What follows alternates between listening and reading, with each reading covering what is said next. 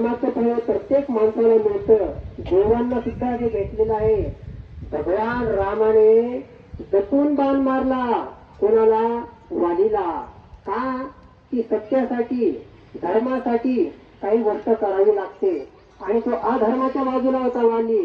का? वालीला एक वरदान प्राप्त होतं की तुला समोरासमोर कोणी मारू शकत नाही. ते भगवंताला माहिती होतं. पण अन्यायाची साथ भगवंत कधीच देत नाही. सत्याची साथ भगवंत देतो. तेव्हा दटून बाण वालीला मारला. पण ते सुद्धा भगवंताला दुसऱ्या जन्मात भोगावं लागलं. जेव्हा भगवान श्रीकृष्णाचा जन्म घेतला तेव्हा संपूर्ण महाभारत झालं तरी भगवंताला कोणाचा बाण लागला नाही.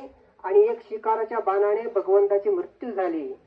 बघा, म्हणजे कर्म जे केलं त्याचं फळ आपल्याला भेटतं.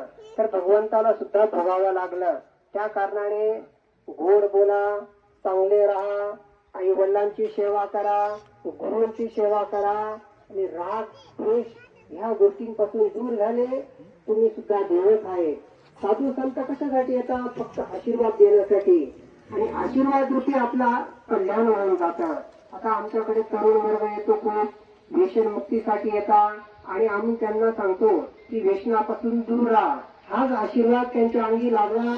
आज हजारो भक्त तयार झाले. आणि ह्या कारणाने फक्त आपली भक्ती चालू ठेवा, आश्रमाची सेवा करा.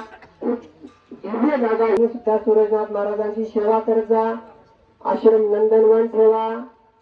ओम नमो आदेश. आदेश. आता